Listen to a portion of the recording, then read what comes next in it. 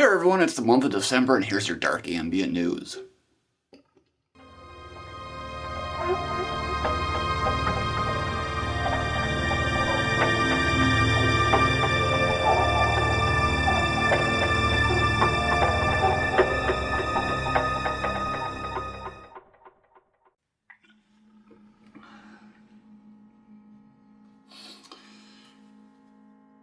Alright, if you join me in November for the dark ambient news, you kind of know how this works. It's pretty simple. I'm just going to read news I gathered off the internet, read it off my phone. It's super simple, and hopefully you guys find this to be useful and you can check out some new releases you may have otherwise missed. So, up first is some news from Reverse Alignment. Reverse Alignment, the Swedish dark ambient label of Christian Vidkrist, has decided to shut its doors. Here's what Christian had to say. Hi.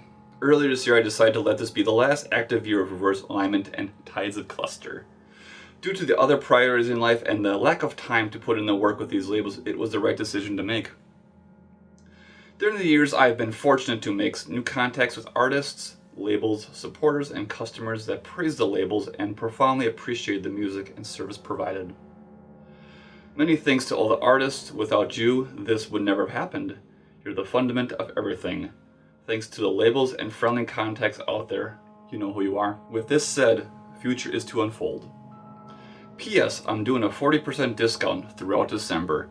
Use the following codes when checking out at our Bandcamp sites. Reverse Alignment on the other side, Tides of Cluster on that side. Reverse Alignment had several great artists on their roster over the years, including Taphophobia, S.I.J., Jarl, Zales, Red Fog, Ajna, Droni Darko, and my personal favorite, Horrorfrost, who put out an amazing ritualist dark ambient masterpiece called Anima Mundi in 2016. In early December, Crowd Chamber released a new album from Flowers for Bodysnatchers called Infernal Beyond. Flowers for Bodysnatchers has become quite well known for their original and very cinematic dark ambient albums. This is a brief summary of the story of this album.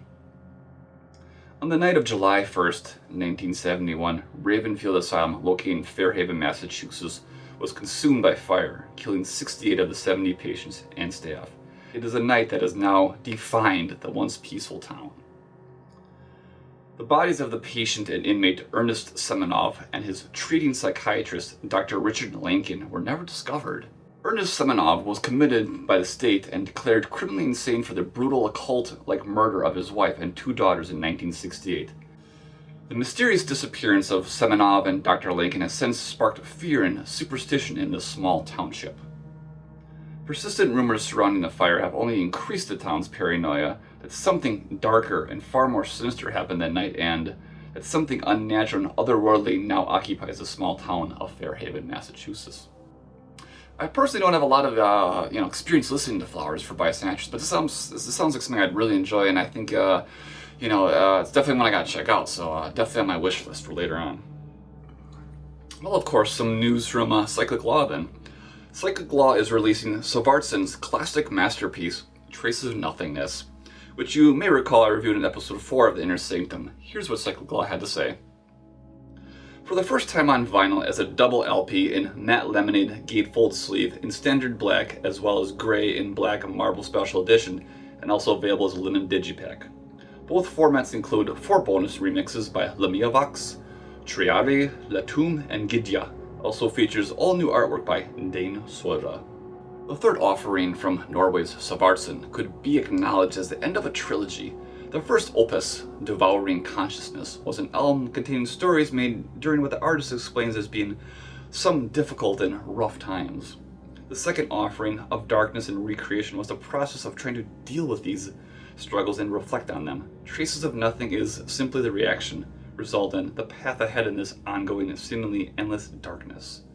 A slightly more melodic, sad, and obscure side of Svartsinn that still keeps the cold and dark atmosphere that defines his sound. Once again, Cyclic Law has given me plenty of reason to live in Europe because I would love to get my hands on these releases, but because of euro conversion and shipping costs, it's probably not going to happen. So if anyone wants to, send something for me for Christmas, you know what to get me. Nah, I'm just kidding. Cyclic Law has also recently released albums from Grande Roge, Ulstad, and of course the Kammerheit box set and new album I mentioned in last month's news.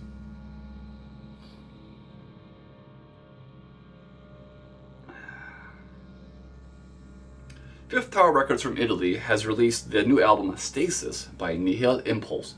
Here's what Fifth Tower had to say. A deposition of cold electronics and harsh frequencies to testify the perpetual stagnation of reality. Nothing ever changes except the means through which this successful illusion is maintained.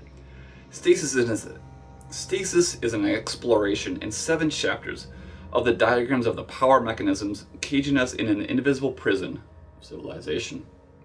From the anointing ritual of ecstatic pain engrafting the mental germ to its own epiphany into the final revelation. The word stasis in ancient Greek meant not only stillness but also rebellion, and the realization of this leads the individual to struggle towards conquest and freedom. Put your hand on the pyre, life turns in an ordeal of awareness. Sounds like really cool stuff. That's definitely one I gotta add to my wish list. Finally, some Cold Spring Records news. Cold Spring Records has released the original soundtrack to the Icelandic film I Remember You by Frank Hall. Cold Spring had these words to say. We are extremely proud to release the official soundtrack to the cult Icelandic horror film I Remember You. Heavy dark ambient, industrial, orchestral soundscapes composed by Frank Hall, with a beautiful, solemn, folkloristic finale featuring Icelandic choirs. A must for fans of Graham Revell, Stephen Price, Lustmord, and MZ412. The label is also releasing the new album from Yegath. Yegath is a ritual industrial ambient act from Perm, Russia. Here's what they had to say. We create our music at abandoned industrial locations, the bottom of a moist underground sewer shaft and inside huge hollow oil tanks, without using digital synthesis. We use simple, mostly handcrafted instruments, found objects, and our voices. We do this to share our vision of decaying post-industrial age, to unleash the spirit of deep beyond world and unveil life in the abyss. It is cold out here in Russia. Everything stays frozen for decades. Life is almost stopped, and this cannot be changed. So we have to do something so as to not to freeze to death. Sounds like another very interesting release. And with that being said, that is the dark ambient news that I know for the month of December. If you have dark ambient news, be it for yourself as a personal artist making dark ambient and related music, or a label, definitely feel free to post it down below. I want to, I'm doing these videos as sort of like a way for just people to kind of, put their news out there and, just everyone just to get be aware of what's going on and, feel free to post anything, no matter, how big or small your project is, this is the place to do it, and hopefully people will see and will check out your project. Of course, if some new news comes up in the coming month, as you've probably noticed, I'm doing these at the end of each month, so if during the month of January some relevant news comes to mind, definitely feel free to email to me. My email address is right here. Feel free to email me your news. Just include a headline like Dark Ambient News, and I will definitely include it on the next show. So that's all I know for now. I will see you next time for more Dark Ambient News in the end of January. All right, bye.